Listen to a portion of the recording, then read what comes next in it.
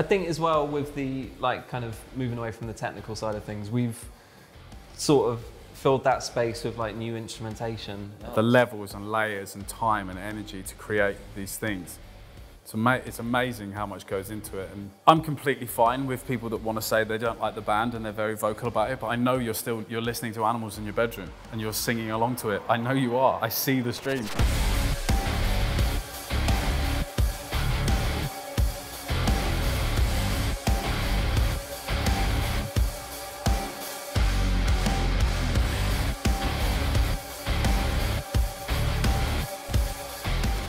We're addicts to the riffs.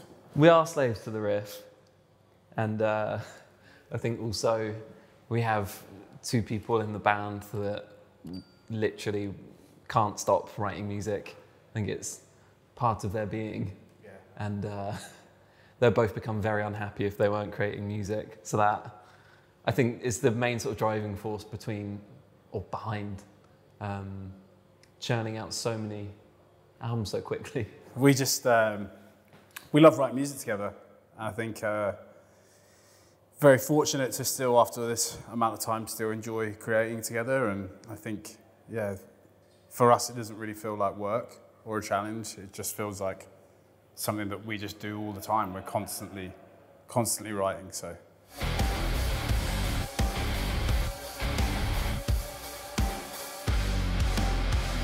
A lot skinnier. I was actually a lot heavier. Shithead. Very angry young boy. I don't think we used to take the playing side of things very seriously. Probably drank a lot more. Yeah. A lot smellier. Yeah. From sleeping in the van every night. Yeah. A lot poorer. A lot poorer. Our diets were terrible because we had no money to buy any food. Yeah. So we would struggle together with that. But actually, I look back on that as like some of the best times of being in this band, actually. When you're younger, you're a lot more physically resistant to rough living on tour. So I think, you know, if you put our band back in the situation we were in when we first started, we would probably give it up after a week. We used to go crazy on stage. Now as well. There'd be just injuries everywhere. Yeah. To tour a physio. We're not far off that anyway. No.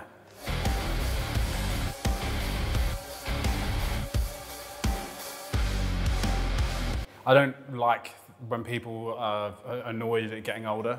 Like when people are like, oh, it's my birthday, I can't believe I'm this old. And I'm just like, I feel very grateful to still be here. Every time there's another year, I can't believe I'm still alive. I think that's probably a lesson we took from what happened with Tom. Yeah. Obviously losing a friend at quite a young age, it gives you immense perspective on how lucky it is or how lucky you are to be alive, live a long and sometimes healthy, sometimes happy life. And two members of the band have 2 kids each. It's a lot different to how it was, but really it's not. The backstages and our lives haven't really changed that much. We've always been very, very chilled people that just enjoy each other's company, play FIFA, have a drink, and there's just more foam rollers and massage guns and stretching mats and stuff like that. Yeah. I don't feel like any less of a frontman than I did when I was a kid. Like I still feel like when I get on stage, I've got the energy and like the adrenaline hits me the same way. I still want to climb shit and run around and jump in the crowds. Like it's funny, like that side has not really left. But if I play 5-a-side football, then I feel like an old man. I think we've got we've got a bit of wisdom that's come with being in a band for quite a long time as well. And I think it just means that we do a better job of being a band. And it also, you kind of shed a lot of that insecurity that you might have as a young musician, like constantly comparing yourself to other bands and thinking, why aren't we there? Yeah. But now I think we are probably just more focused on what we're doing, and like, it doesn't really matter what the world around us is doing in the music. No.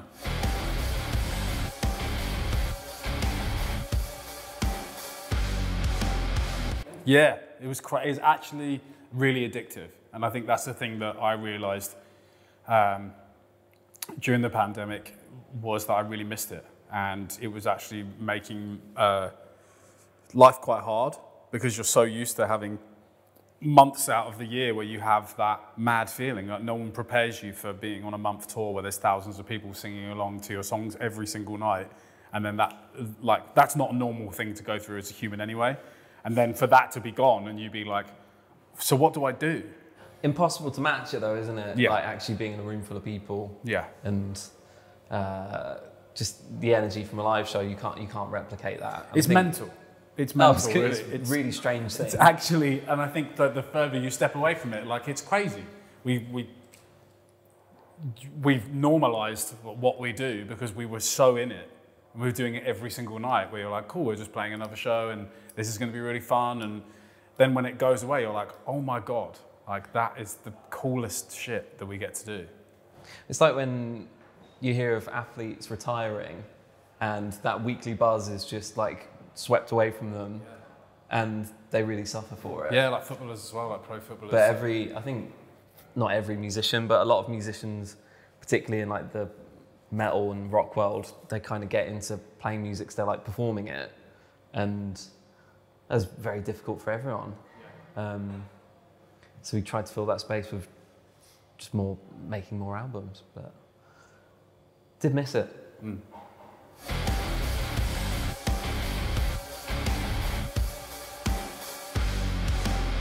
I think where we're at now in the world and all the issues that we're faced with and the struggles that we have been fighting against for so long, whether that be climate change and injustices that you see everywhere, I think it's reaching a point where people that are really empathetic and are trying to make a difference are feeling broken and feeling like, what's the point? And I think a lot of it is very reflective in terms of like, this is heartbreaking, but there's nothing I can do. Or I feel like I'm at the end of what I can do. Yeah, and I think it's about reaching that point and still pushing through and still trying to be positive and still trying to be motivated with things that we feel are right and we care about. But at the same time, everybody has those thoughts that are like, what's the fucking point? Like, I think just acknowledging it and accepting that, if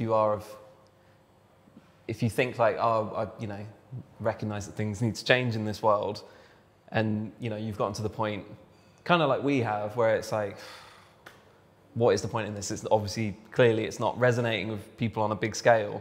I think just the fact that people talk about being at that point of like, fucking hell, I can't be bothered with this anymore. I think even just acknowledging that kind of is helpful in the sense of like, no, we need to keep going with this. It can be like reinvigorating rather than defeatist. So hopefully, if people take that sort of message away from what the album's about, I think that's a good thing. Maybe we'll take it away from that. Maybe. Kick up the arse.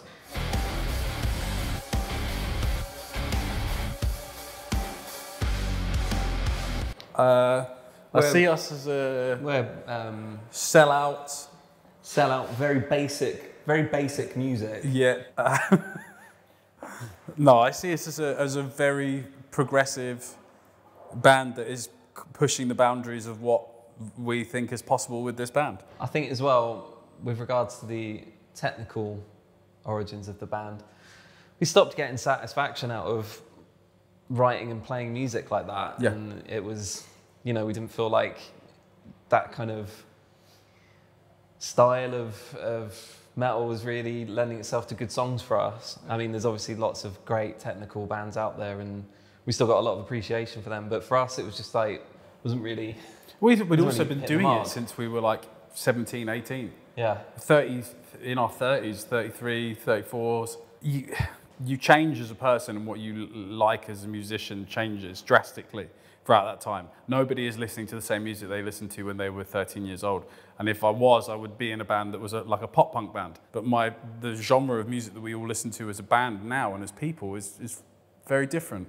I listen to a lot of sort of 60s, 70s rock. I love a lot of Nine Inch Nails and industrial music, Rammstein.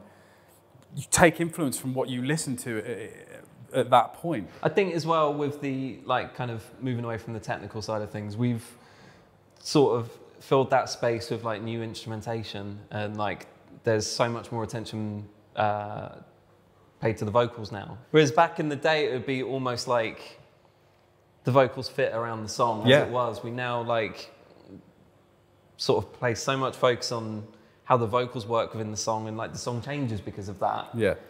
And we work with string sections now, Yeah. keyboards and all this other fun stuff. So it's not like we've just dumbed down the band. It's just like we're exploring ourselves. Yeah. I think the idea of things being simple now is crazy because they're so much more complex to get them to where they are. Oh, pain in the arse. The levels and layers and time and energy to create these things.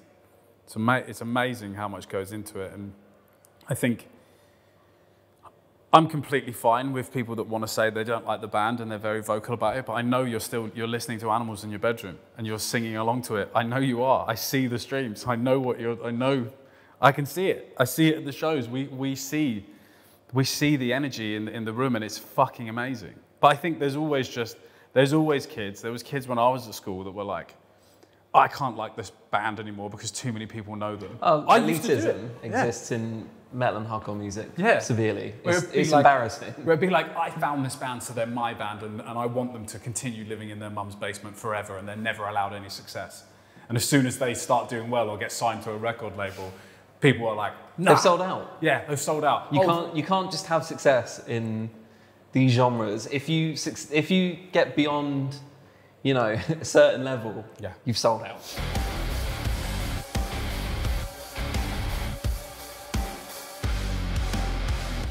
The mission statement is always the same. It's like, keep pushing ourselves as musicians, keep touring around the world, keep putting on the best shows we can play.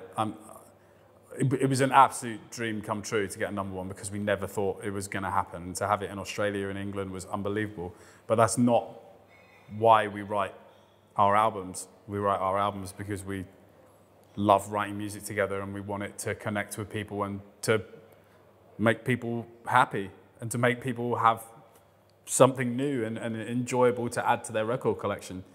I collect records and Ali does, and there's no better feeling of getting a new vinyl and putting it on and actually sitting with a record and being like, I love that. And that's what we do. We try and write records as a whole piece, so there's a side A and B. That's what we want to do. We just want to bring people that joy when they sit down and have a beer or a cup of tea and just sit with a record. That's it.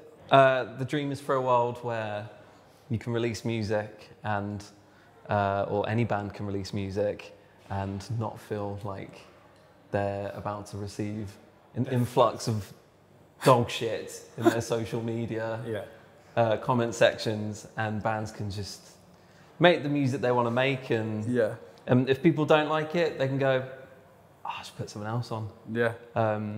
Or just tell a friend they don't really like it. Rather than going, oh, your band's dead now, isn't it? Says more about the people that are writing it than it does about me. And all the nice stuff he was saying about keeping the band like happy and making music and stuff. Dream of that as well.